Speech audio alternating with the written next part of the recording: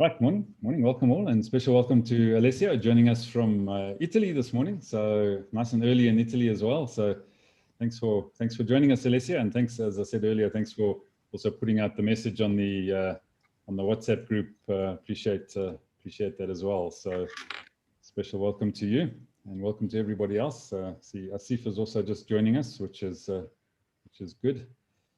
So this morning we are talking about choice. So do we have choices? Do we always have choices? Are there times when we have no choice? The man who prompted that particular question hasn't pitched up this morning, so he obviously chose either to be late or, or not to come at all. But if Jasper does pop in, we'll definitely pick on him on that topic and pick on his brain. So yeah, I think from my perspective, sometimes people feel they don't have a choice, but ultimately, I believe, and I'd love to hear everybody else's thoughts on the topic. Ultimately, I believe that you've always got a choice. You might feel constrained. Morning, Asif, welcome. And we're just getting going. We're talking about choice this morning, and whether we have a choice always, or whether there are times where we don't have a choice. And there's the man coming in now who generated that question. So we'll get going with that as well. So I was just saying, I believe we do, but that's my opinion, and I'd love to hear other people's opinions as well. So Lee, I'm going to pop across to you first. So over to you. That was my choice to choose you. So unfair. I wasn't here yesterday, so I don't have any background. And I was going to wing it today. I was going to say, oh, well, I'll just pick up the conversation where everybody else has. But let me just throw in one idea that came to my mind. And because I was thinking about in what possible situations would people feel they have no choice? And over the years, in a previous life, let me put it that way, I did counseling for people who were in, I was never a therapist. I always talked about myself being, and I think I've said it before, like a first aid listener. And they were particularly women that I was talking to, and many of them were in abusive relationships. It could have been emotional abuse, or it could have been even physical abuse. And the choice to stay or to leave, either one of those choices was hard. There was no, and so there was no choice that seemed obvious that would be a way of saying, this is going to solve my problem. And so in that situation, the choice to stay, as difficult and as painful as it is, ends up being the place that we don't want to, but we think we don't have a choice. But it's the choice we know. We know what we're in. The unknown, the choice to leave because of financial issues, because of the fear of the unknown, because of the ongoing difficulty of the relationship with this person, remains so overwhelming that choice seems impossible. So yes, we have choices, but sometimes the choices that appear in front of us make it very, very difficult to know which choice to make. Sure, that suddenly ended, and I thought I was expecting you to go on for a bit there, Lee, but you chose to stop it there. So,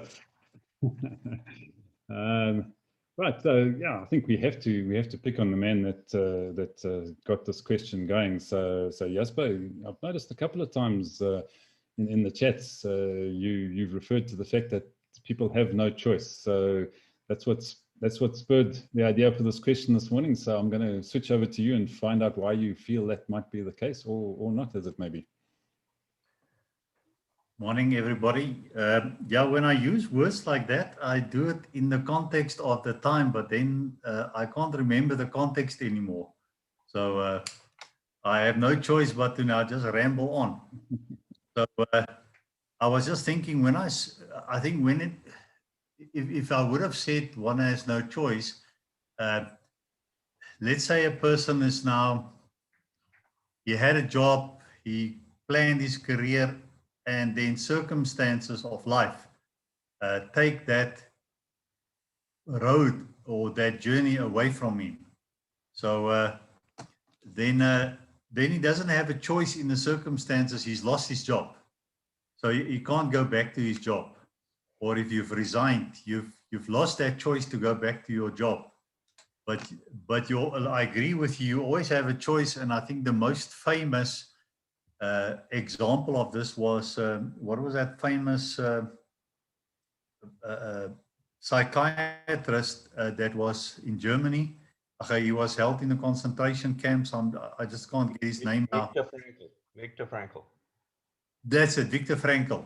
And he said, I think the one day they had him stripped off his clothes and finally his ring, and that was the last thing that he held onto as a remembrance of his family and his wife. And although he wanted to crack emotionally, he said, "You can take everything away from me, but you can't take away my choice to react to circumstances." So I think we always have a choice how we want to react to circumstances. But when I would have said, you have no choice, is sometimes external circumstances is forced upon you, and then you don't have a choice in the matter. Like right now, we don't have a choice in the matter of COVID. It's there. We have a choice how we deal with it, and we have different ways of dealing with it. So I think it's from that context that I said we don't have a choice. So I'll leave it at that. All right, thanks, Jasper.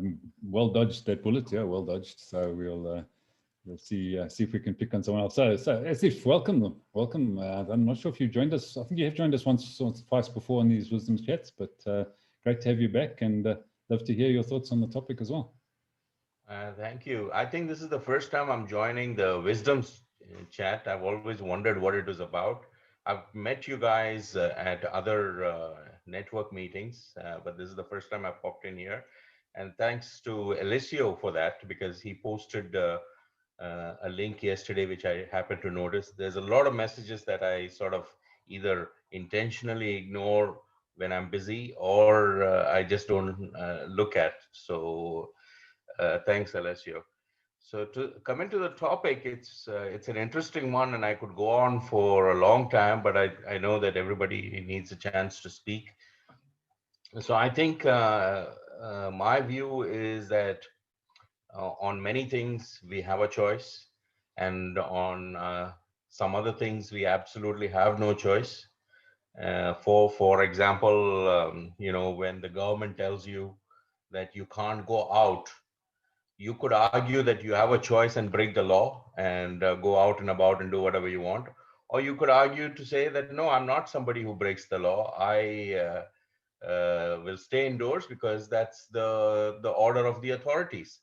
So it depends on how you look at it. But if say that you're a man of your own and you decide that I will do whatever I like, that is a choice. But you could also argue that whatever you do is preordained. This is the philosophical part of it. And as Muslims, we believe in preordainment, and which is probably one of the most confusing parts of the religion. That if you believe in preordainment, then why do you do what you do? Whatever you do doesn't make sense. But that was explained by the prophet, that everything is preordained means that everything was known to God, that he knew what was going to happen. It doesn't mean that so you do what you have to do and see what happens. So we do have a choice, And in some cases, we can say that there's absolutely no choice. So it's a very, very confusing subject for anybody to tackle. Great, thanks. That's it. Yeah, and that's why we like to tackle these subjects, because it challenges us to think and look at different perspectives. So yeah, I'm pleased that you joined us this morning, and you've given us a little bit of an insight into to where you're coming from and your beliefs and foundations, which is also excellent. So so let's get across to Alessia. Alessia, again, thanks for joining us this morning, and thanks for putting out the message. Love to hear your thoughts on the subject.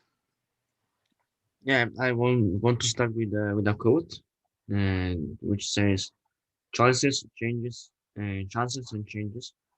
You must make a choice to take a chance, or your life will never change." So this is my quote for this morning. So if you want to do everything diverse from what you're doing at the moment, you need to make a choice as well. So you don't have to be scared of what will go to happen if you make a choice. Maybe you are at the moment you are in a job that you don't like, or maybe you don't like the place where you're working. So you need to make a choice to change your position and do something you want to do, something you like. So this is uh, uh, my opinion for today, and for me that's okay. I'm always so small when I talk about something, and I want to reach out from you something if you like this, or you want to upgrade my speech. Thanks so much, Alessia. Yeah, and that's great. As I say, we love having different and diverse. Let me get that word right. Can't say that word. Was it diverse? That's the one I was looking for. Diverse opinion and comments on this. And it's for all of us, you know, to have these conversations and to. I like the word you used, to upgrade. I think we upgrade our thinking, we upgrade our knowledge, we upgrade our experience of life by having these conversations. So I love that. So Trevor, can you upgrade us, or are you going to downgrade us with your spelling again this morning? Well, I start from a low point and hope that every step up is an upgrade. Now, I think this is one of the mysteries of our universe on this planet, is that you look around and you see people who turn around and say they have absolutely no choice. They've been dealt a rough hand. They've been born into the worst environment ever. And they're absolutely right. We really have no inkling, we have no foresight onto where we're going to drop onto this planet. But I certainly believe, and talking to many people over many years, people are looking for freedom. And you know, I commented on Ed's status quo, and there it is up there. One of their major rock songs was "Whatever You Want." You pay your money, you take your choice.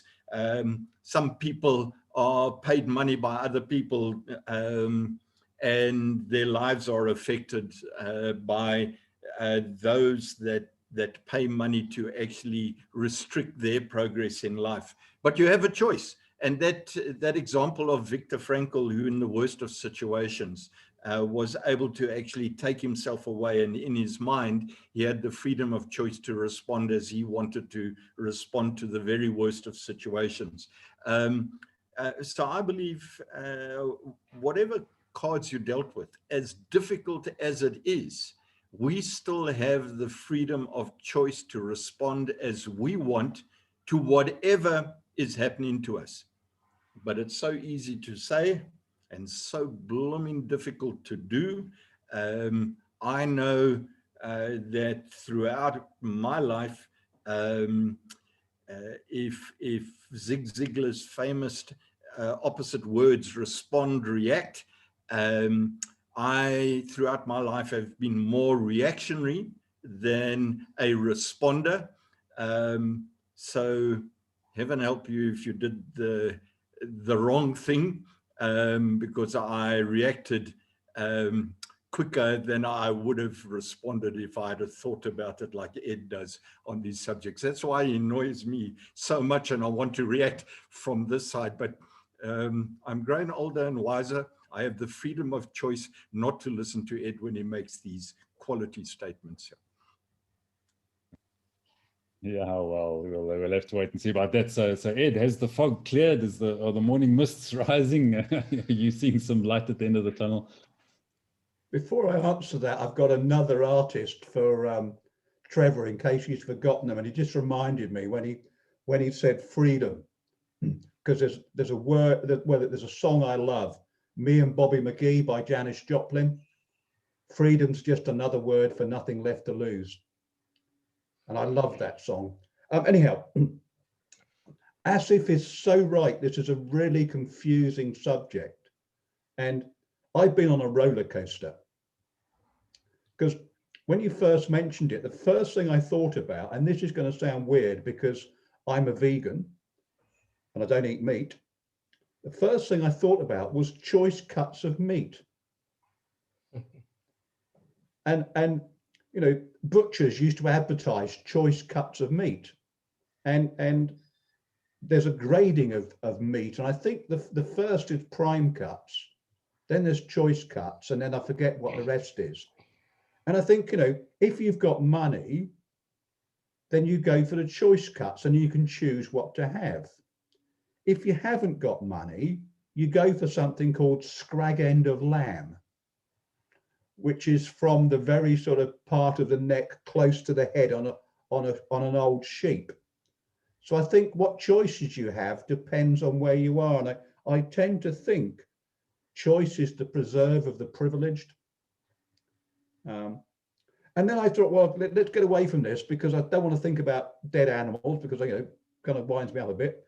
And then I thought about Hobson's choice, and I'm not sure if you guys have that phrase, Hobson's choice. Yeah. In case, well, for Alicia and perhaps for Asif, I don't know whether Asif, you come across it because you weren't nodding. Hobson's choice was actually a phrase invented in my hometown of Cambridge. Okay. In about 1500. And Hobson's choice is basically they describe it as no choice, because if you went to hire a horse from this guy, you either took the one in the stable, the stall nearest you, or you didn't take a horse at all. So Hobson's choice is either take it or leave it. And there's a bar I used to drink in called Hobson's Choice in Cambridge to celebrate the fact that came from there. So good things come from my hometown where I was born, except for me. And then I came across, well, there's an alternative to Hobson's Choice, and it's called Norton's Fork, which was a term that came about 100 years beforehand, in about 1450. And it was invented by the then Archbishop of Canterbury, called Norton. And King Henry the VI or VII had introduced a benevolence tax, and the Archbishop had to promote it. And he argued that if you are living frugally, you must be saving money, therefore you could afford the tax. If you are spending loads of money, you must be well off, and therefore you could afford the tax. So wherever you were, you could afford the tax. So that's Norton's Fork. And then, of course, that led me on to the horns of a dilemma, which is a choice between two undesirable outcomes, which are not unambiguous. So you can't decide which one to take. You know, whatever decision you make is going to be bad, but which is the worst bad, if that's a phrase. And I'm going on a bit here. And then I thought about, someone told me once about demands, constraints, and choices. It's written about a lot in management books, but the way the person described it to me was different from those books. And a demand is something you can't change, so don't even try. A constraint is something that you can change, but in the long term. And a choice is options you have now. And I'll give you an example. You know, you've been a bad person. You've been prosecuted for a crime. You've admitted to the crime. So there's no doubt about your guilt. You've been put in prison. So that is a demand. You cannot get out of prison. How long you spend in prison is a constraint, because you could appeal against the severity of the sentence and get it reduced. But that's not going to happen straight away. Or you could behave yourself in prison and be let off early for good behavior. So that's a constraint, because you can change it, but not in the short term. And then you have a choice, and that choice is, I think everyone's already referred to it, how you think about your situation. But if you examine all those, different people will have different things. You know, if you're a rich drugs baron and you've been done maybe for manslaughter because you ran someone over, you might be in a minimum security prison, and you've got mates on the outside with the money and the wherewithal to spring you from prison. So different people have different demands. If you've got rich relatives, they could pay for a fancy lawyer who then appeals against the length of your sentence and gets it reduced down. If you're poor, you can't afford a lawyer. So you can't appeal against your sentence and get it reduced. If you're an educated man and you've got resilience, and we build resilience and mental strength and emotional intelligence through experiences, through life experiences, you're much better able to think rationally and make rational thoughts, and then be on good behavior, get your sentence reduced. If you've got anger management problems, you're not going to behave in prison, you're not going to get your sentence reduced. So, you know, although we might think we've all got the same choices, we haven't. I think, and some people might not understand the analogy, because we've used it before, that those that haven't heard it might not understand it. If you're a crab at the bottom of the bucket, you've got a lot less choices than someone sitting on a private beach. So I think, and the other thing that Alicia mentioned was not being scared. And I think too many people are scared of doing stuff. Even silly little stuff, like, you know, they're quite happy to turn up to a networking meeting to sell a widget. They're not so happy to turn up to a forum like here, where you have to expose your mind. So I think fear very often holds us back, but I don't think many people have a lot of choice. They have to eat the scrag end of lamb. They can't go for the choice cuts of meat because they're poor. That's my thoughts on the subject, and I hope it made sense. Thanks, Ed. Yeah, some great points in there, and yeah, it is. It's a fascinating topic, and I'm sure we could go on for hours. But I see Leo's just popped in. So Leo, you've got a challenge now on your hands, because you've just joined us. The subject is choice. You've missed everybody else before you, and you now the chosen one to be put on the spot to to give us your thoughts on the subject of, do we have choices, or sometimes don't we have choices? Totally want to apologize. I had a senior moment. I thought he started at 8:30, and that might be because I had a lack of sleep. I've been awake till 4 o'clock. So,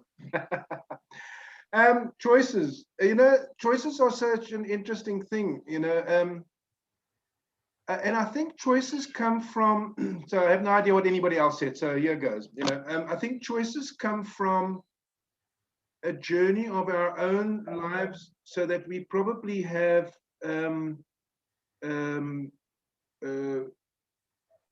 I'm not even sure if it's full choice of choice. So for example, when the wheels fell off in 2016, and I reacted to Mom and her moving to Cape Town, you know, the instant, a nanosecond of reaction, there was no choice. It was a kind of a historical trigger that just went down the line, and I thought I chose, but I didn't choose. It was like a nanosecond of reaction to a long historical pattern of stuff. And so choice is, for me, challenging in that I do think we have choice. But I think to have choice, we have to be conscious and in the present rather than in the history. Because if we're in the history, I don't know if we then react out of choice. I think then we react out of trigger. And to move forward with wisdom and you know, even then consciously making a wrong choice, you know, then you're doing it with awareness, where reaction is often without awareness, even though you are aware. So choice for me is an interesting and challenging word, because yeah, you know, so I had such an interesting experience yesterday. So a long-term friend of mine, 20 years, a dear friend, I shared with her what I'm doing, and she probably reacted out of reaction rather than out of choice. You know,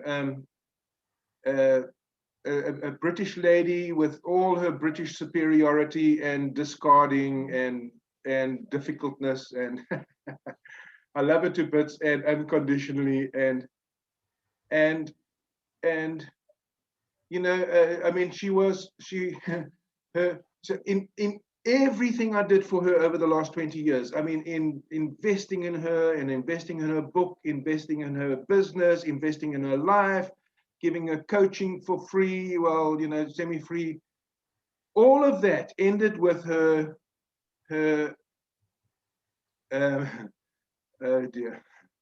Anyway, so yeah, I won't fully go there, but kind of discarding the belief in me. And I would have thought, you know, after all of my journey with you, the thing that you could have done is to say, Leah, you know, this is not for me, but I believe in you, go for it. You know, I'm behind you. Tell me what you're doing, you know, keep me informed, but it's not for me for the moment. And that would have been good. But, you know, it was like, pay me now, because you're not going to have money on the 25th of March, you know. It was so disappointing. It was interesting. But this morning I kind of let it go, and I saw it going over the waterfall and floating down the river. So, you know, I needed to be careful to protect myself, because I can allow these kind of things to hijack what I'm doing. So yeah, choice. I'm not sure if she made it out of choice or if she just made it out of reaction, you know. So that's my 10 cents worth. Great, thanks, Lee. And I think you raise a very important concept there for me, at least, and that comes down to our conditioning and you know, how we actually develop. I mean, we know that as humans, without our conditioning, without our habits, we wouldn't function particularly well. But sometimes that conditioning and those habits actually constrain us from functioning well.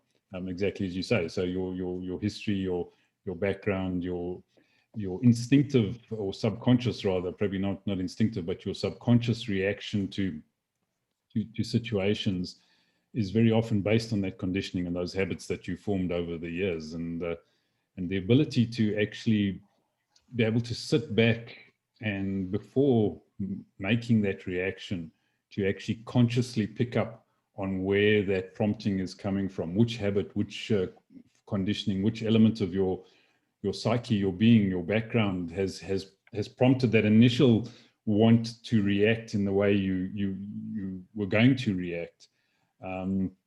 Is where I think environments like this can actually get us to take that step back and say, hold on, I was going to react like that, but let me think about it for a moment, and now I can choose to react differently because I've actually brought it into the conscious. I've taken it away from that